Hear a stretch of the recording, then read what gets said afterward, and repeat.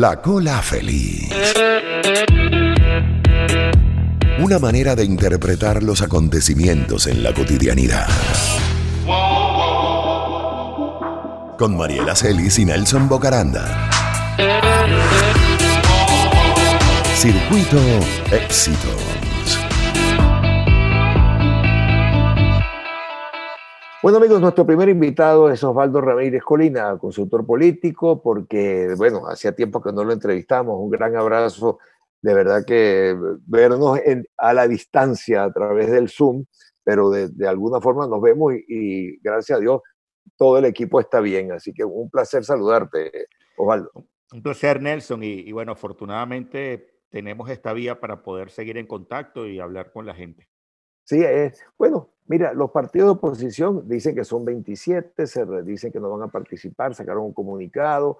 Bueno, el panorama electoral de Venezuela vuelve a estar complicado, el panorama de la oposición más complicado. Hemos repetido errores y pareciera que como que no aprendemos. Entonces yo quisiera que tú, que eres un hombre mucho más centrado y más observador, frío, nos digas en dónde estamos parados, porque ya a diciembre no sabemos con la pandemia cómo vayan a funcionar las cosas, pero de todas maneras no hay cómo, bueno, el gobierno logró su objetivo, que destruir partidos, hacer lo que le hagan, pero bueno, tú con tu frialdad en cuanto a el análisis, ¿dónde estamos? Mira, estamos en una etapa bastante complicada para dos cosas. La primera es la capacidad de las gentes, de los ciudadanos, de poder entender cuál es el rumbo, tener un poquito de certidumbre en función de decir, bueno, hacia dónde va el país, hacia dónde yo puedo hacer planes económicos, hacia dónde mi empresa puede avanzar, hacia dónde yo puedo estar como persona, si migro o no migro. Esto es una primera situación muy compleja, puesto que la pandemia no le permite a uno poder ver más allá de la semana. O sea, simplemente, incluso, hay una declaración que yo tomo con pinza porque me la quiero traer al tema político, la del director general de la Organización Mundial de la Salud, el doctor Tedros, ¿ok? Sí, sí. Que hablaba de que podía llegar el mundo a no solucionar el problema del coronavirus. Sí, lo digo ayer. Punto. O sea, no hay solución. Una declaración bastante nefasta, una declaración que yo creo Sí. que lamentablemente no ayuda al entendimiento por parte del ciudadano. Sobre todo en boca de él, que es la autoridad mayor en materia de salud global, ¿no? Exactamente. Entonces, allí te abre la posibilidad, y viene esta segunda condición que está atravesando el ciudadano, es, bueno, si nosotros tenemos una pandemia, ¿cómo podemos seguir viviendo en un país? ¿Cómo podemos seguir haciendo nuestras actividades?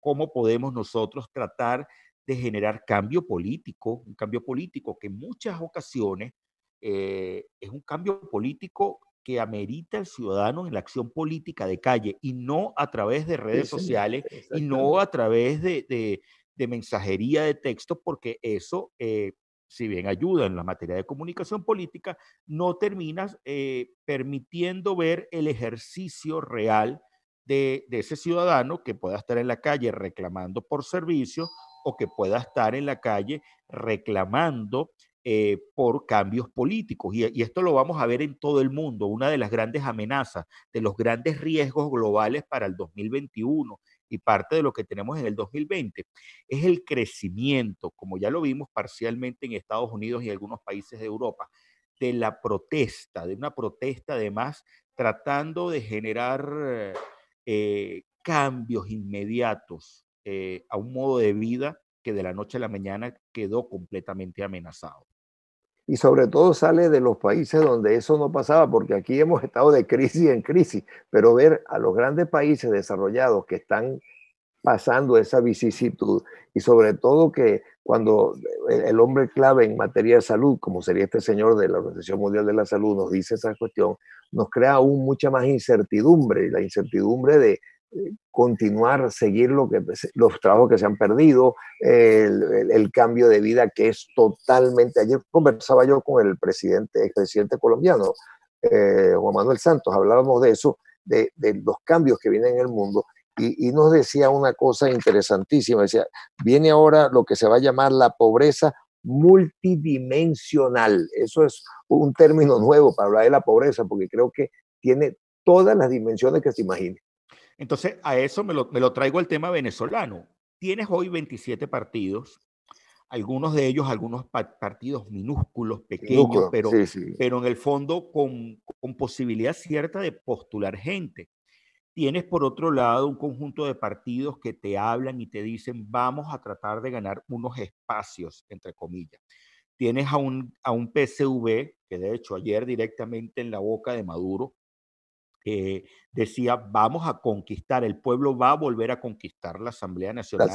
Y yo les pido de una vez, en esa formación de maqueta electoral del número de diputados, que tengamos listos los 227 principales y los 227 suplentes.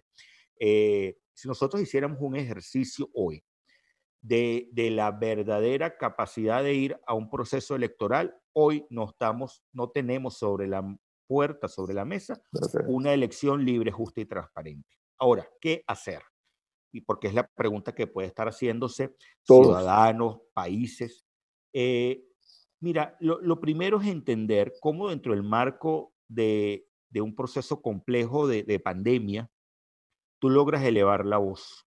Y elevar la voz sin necesidad de poder contagiarte, porque yo creo que aquí entra un punto clave, vital, cómo mantener esa bioseguridad para contribuir a la disminución importante de esa curva de contagiados, ¿ok? Y en esto yo no soy epidemiólogo, infectólogo, eso se lo dejamos a los médicos, los expertos médicos en esa materia. Pero la realidad hoy, esos retos de la acción política vienen de la mano de poder cuidarnos unos a otros. Lo segundo, ¿cómo demostrar algo que ya todo el mundo sabe? ¿A qué me refiero? Hay un consenso bastante importante en el mundo que ese proceso electoral que se está convocando para diciembre, teórico por ahora, pues el CNE sigue avanzando en su cronograma como si no hubiera pandemia, pero la realidad hay una pandemia allí, viviendo una pandemia que puede cambiar abruptamente las condiciones, pero ¿cómo yo decirte o tratar de demostrar algo que ya todo el mundo sabe? Y es que el proceso electoral que se diseñó no permite que haya una elección ni libre, ni justa, ni transparente. Ya eso lo sabe todo el mundo. Todo el Entonces, mundo. ¿para qué yo tengo que demostrártelo? O sea, ¿qué debo hacer? ¿Por qué yo tengo que tratar de hacer un acto en la calle o tratar de hacer cosas para demostrar lo que es de perogrullo, lo que está a la vista de la comunidad internacional y de la mayor cantidad de ciudadanos demócratas de este lado? Y lo tercero, viene de la mano, ok, si no hago eso, ¿cuáles son los siguientes pasos? ¿Por qué? Porque va a haber elección. El gobierno va a tomar la Asamblea Nacional. De hecho, tiene tomado el Palacio Federal Legislativo y va a haber un nuevo presidente de Asamblea Nacional eventualmente. Sí, seguro. La comunidad internacional, y de hecho hoy curiosamente hay una entrevista que le hacen a Elliot Abrams y parte de una audiencia que había en una de las comisiones del Congreso de los Estados Unidos, daban cuenta de ese apoyo bipartidista y que efectivamente se va a seguir apoyando a la alternativa democrática venezolana posterior al 5 de enero del 2021, exactamente. Entonces, ¿qué le queda al ciudadano? ¿Y qué le queda a los países? Y aquí yo creo que se abre de nuevo ese compás. Lo primero, cómo buscar una especie de gobierno de unidad nacional para poder revertir la crisis tan profunda que está. Hay una oferta sobre la mesa y esa oferta sobre la mesa implica que la mayor cantidad de actores posible, y aquí yo celebro el acuerdo de los 27 partidos políticos, está la posibilidad cierta de poder avanzar en un marco de entendimiento para que todos juntos, montados en el mismo barco, remando en la misma dirección, podamos llegar a puerto seguro. Y eso implica a la mayor cantidad de actores políticos dentro de todo el espacio venezolano. Ahora, Osvaldo, fíjate, con quienes tú hablas de ese pacto posible, ¿el gobierno ha rechazado todo tipo de negociación o hay que seguir empujando? Siempre hay que empujar las negociaciones y probablemente siempre hay oídos, siempre hay puentes. siempre hay puentes que hay gente que está dispuesto a transitarlos. Siempre los hay. En todo aspecto de negociación, aquí muy lamentablemente se han satanizado los procesos de Sí, negociación, señor, sí, señor. pero siempre en los peores conflictos bélicos de la historia, por un lado estaban en el conflicto bélico algunos hombres y por otro lado el poder y la política estaba sentada negociando. O sea, aquí siempre hay que entender que hay múltiples dimensiones de los conflictos y múltiples tableros de esos conflictos. Y cómo nosotros, yo lo hemos dicho en otras oportunidades, entender la crisis humanitaria compleja que amenaza ser una catástrofe humanitaria compleja debido a la cantidad de gente que en Venezuela no puede cubrir su canasta básica alimentaria. Hoy frenado por un coronavirus, por una pandemia, pero esa migración forzada venezolana afectando seriamente países como Colombia, Ecuador, Perú, Chile, Panamá, por hablar de algunos, en donde te afecta seriamente en términos de finanzas públicas lo que tú tienes que erogar para poder atender a toda esa población. Sí, señor. Y entendiendo que mundialmente hay países que ponen plata, pero la realidad es insuficiente para poder Sí, atender a todos estos migrantes. El tercero, lo que se refiere a ese crimen organizado transnacional, sí, que señor. lamentablemente afecta también a otros países. Y el cuarto elemento, que es fundamental, todo lo que tiene que ver con esa economía negra, con ese narcotráfico, con el tráfico de oro, con el tráfico de diamantes, con la trata de personas, la migración forzada de esclavos prácticamente en una situación compleja que hay hacia algunos países. Eso me está afectando. Y Venezuela lamentablemente es un foco de desestabilización geopolítica para la Sí, región, en señor. lo inmediato, en lo pequeño. Hay que resolver eso. Hay que resolver eso. Entonces, eh, eh, ¿cómo hacer, cómo entender que sin una sociedad civil imbricada, si unos ciudadanos trabajando de la mano para el cambio político y sin una clase política y económica, porque aquí yo creo que todos tienen que poner de Sí, su señor. parte, pensando en que tenemos que avanzar hacia un futuro mejor, implica negociaciones al final del día, implica ceder y ganar en términos de negociación completa, y por eso no tiene que satanizarse esa situación Fíjate de que conlleve a esto. yo hablé ayer con el expresidente Juan Manuel Santos porque mañana va a haber una transmisión con Fede Cámaras del aniversario de Fede Cámaras, entonces se va a hacer una transmisión en directo con él, una entrevista con Juan Manuel Santos. Y nos hablaba de eso precisamente de las negociaciones, a él que le tocó estar en negociaciones con la guerrilla. Me dice, aquí hay que empezar en secreto. Las conversaciones se hacen en secreto, sin anunciarlas. Así se avanza, porque bueno, si no, estamos con lo de las redes que, bueno, satanizan al primero que diga que puede hablar con el otro. Claro, y porque al final hoy las redes, hoy lamentablemente las redes están tomadas Sí, entre trolls y bots y por y fanáticos hater y de fanatismo. sí, odios. Es un espacio público, si lo trajéramos al campo de la comunicación. Ni siquiera es el espacio público completo, pero es una muestra del espacio público totalmente distorsionada. No hay forma de que tú allí entiendas qué es lo verdadero que está pasando en el mundo real. No hay forma. Y hay mucho fake, también el fake news también, Totalmente. es decir, Totalmente. Hay mucha influye todas estrategia esas de cosas. desinformación y de Sí, propaganda y sí. contrapropaganda. Tú decías antes, el punto 3 era crimen organizado, multinacional, cuarto la economía negra, pero el primero y el segundo decía que se habían satanizado los procesos, que había que buscar un gobierno de unidad nacional, pero dabas unos puntos, y yo no anoté esos dos primeros puntos Sí, que tú dijiste. esos dos primeros es el tema de la migración forzada en primer orden y el tema de la crisis humanitaria compleja. Ah, Es entendiendo que muy lamentablemente la capacidad de ser próspero en Venezuela cada vez se reduce a muy poca gente. Y más por esta situación sobrevenida, pero hay que entender que hay que dar los pasos necesarios para que en un país la mayor cantidad de sus ciudadanos sean prósperos y el que no pueda ser próspero, bueno, ayudarlo sin estableciendo los darle esquemas de seguridad social necesarios esa, para que vivan bien.